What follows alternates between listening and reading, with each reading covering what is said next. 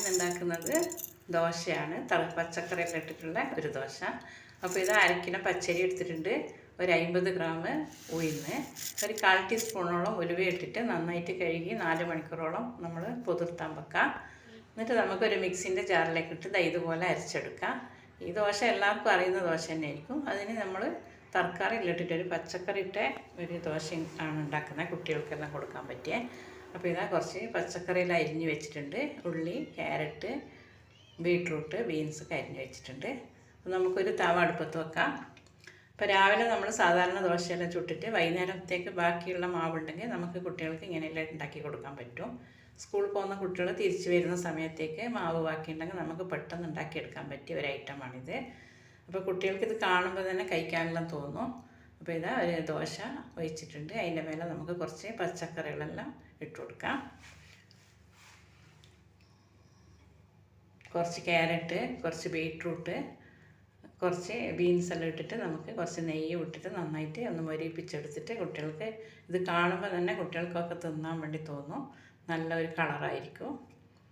അപ്പോൾ ഇതിന് നമുക്ക് കറിയൊന്നും ആവശ്യമില്ല. അങ്ങനെ എരിവ് വേണമെന്നുണ്ടെങ്കിൽ കുറച്ച് മുളക് പൊടി ഇതിൻ്റെ മേലെ, കുരുമുളക് പൊടിയോ മുളക് പൊടിയോ ആയിട്ട് വിതറിയാൽ മതിയാവും. അപ്പോൾ ഞാനിതിൽ കുരുമുളക് പൊടിയോ മുളക് പൊടിയോ ഒന്നും ഇടുന്നില്ല. അപ്പോൾ ഇതാ ഇങ്ങനെ ഒരു ദോശ ഉണ്ടാക്കിയിട്ടുണ്ട്. ഇനി ഒന്ന് വെന്ത് കഴിഞ്ഞാൽ നമുക്കൊന്ന് തിരിച്ചിട്ടിട്ട് അടിഭാഗവും കൂടി ഒന്ന് മുരിച്ചെടുക്കാം. നെയ്യ് നിങ്ങളെ കയ്യിലുണ്ടെങ്കിൽ ഇടാം, ഇല്ലെങ്കിൽ അങ്ങനെ തന്നെ ചുട്ടെടുക്കാൻ പറ്റും. ഒരുപാട് എണ്ണൻ്റെ ആവശ്യമൊന്നും ഇതിനില്ല. അപ്പോൾ നിങ്ങളെല്ലാം ഇത് ട്രൈ ആക്കി നോക്കുക. പച്ചക്കറി തിന്നാത്ത കുട്ടികളുണ്ടെങ്കിൽ നമുക്ക് ഇതുപോലെ പച്ചക്കറിയിൽ ഇട്ടിട്ട് കൊടുത്താൽ കുട്ടികൾക്ക് ഹെൽത്തി ആയിട്ടുള്ള ദോശ കിട്ടും. അപ്പോൾ ഇനി നമ്മൾ രണ്ടാമതായിട്ട് ഉണ്ടാക്കുന്ന ചീസ് വെച്ചിട്ടാണ്. നിങ്ങളതിൽ ചീസ് ഉണ്ടെങ്കിൽ ചീസ് ഇട്ടിട്ടും നമുക്ക് ദോശ ഉണ്ടാക്കാം. അപ്പോൾ ആദ്യം പച്ചക്കറിയെല്ലാം ഇടാം. നമുക്ക് കട്ട് ചെയ്ത് വെച്ച ചെറിയ ഉള്ളിയുണ്ട്, അതും കൂടി ഇടാം. കുറച്ച് ബീൻസ്, കുറച്ച് ക്യാരറ്റ്, കുറച്ച് ബീട്രൂട്ട്, ഇതെല്ലാം ഇട്ടിട്ട് നല്ലൊരു കളർ ആയിട്ടുള്ള ദോശയാണ് ഉണ്ടാക്കുന്നത്. ഇതിൻ്റെ മേലെ നമുക്ക് ചീസ് ഉണ്ടെങ്കിൽ ചീസ് അങ്ങനെ വെച്ച് കൊടുത്താലും മതി, ഇല്ല പീസാക്കിയിട്ട് ഇട്ടാലും മതി. ഞാനിത് ചീസ് പീസാക്കിയിട്ട് ഇട്ടിട്ടാണ് ഈ ദോശ ഉണ്ടാക്കുന്നത്. നിങ്ങളുടെ കയ്യിൽ ചീസ് ഉണ്ടെങ്കിൽ ഇട്ടാൽ മതി. ഇനി ചീസ് ഇല്ലാന്നിട്ട് നിങ്ങൾ ഉണ്ടാക്കാണ്ടിരിക്കണ്ട. നിങ്ങളുടെ കയ്യിൽ എന്താണോ ഉള്ളത് അതിട്ടിട്ട് നമുക്ക് നല്ല കളർഫുള്ളായിട്ടുള്ള ദോശ ഉണ്ടാക്കാൻ പറ്റും. അപ്പോൾ ഞാൻ ചീസ് ചെറിയ ചെറിയ പീസാക്കിയിട്ട് 4-5 പീസ് ഇടുന്നുണ്ട്. അത് പിന്നെ തിരിച്ചിടേണ്ട ആവശ്യമൊന്നുമില്ല. അതങ്ങനെ നമ്മൾ അടച്ചു വെച്ച് വേവിച്ചിട്ട് അങ്ങനെ കഴിക്കാൻ പറ്റും. അപ്പം നിങ്ങളിതെല്ലാം കണ്ടുകൊണ്ടിരിക്കുമ്പോൾ ഇഷ്ടപ്പെട്ടാൽ ലൈക്ക് ചെയ്യാനും ഷെയർ ചെയ്യാനും മറക്കരുത്. ഒരു കമൻ്റ് ഇടാൻ എന്തായാലും മറക്കരുത്. അപ്പോൾ നിങ്ങൾക്ക് സപ്പോർട്ട് ചെയ്യുക.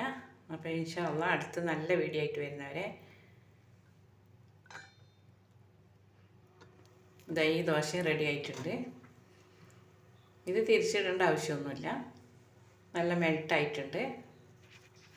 ഇതങ്ങനെ നമുക്ക് കഴിക്കാൻ പറ്റും. ഇനി മൂന്നാമതായി ഞാൻ ചുടുന്ന ദോശ കുറച്ച് തക്കാളിയോ കുറച്ച് മല്ലിച്ചപ്പോ എല്ലാം ഹെൽത്തി ആയിട്ടുള്ള സാധനങ്ങൾ തന്നെയാണ് ഇടുന്നത്. പച്ചക്കറിയെല്ലാം ഇട്ടിട്ട് മൂന്നാമതായിട്ടൊരു ദോശയും കൂടി ഉണ്ടാക്കുന്നുണ്ട്.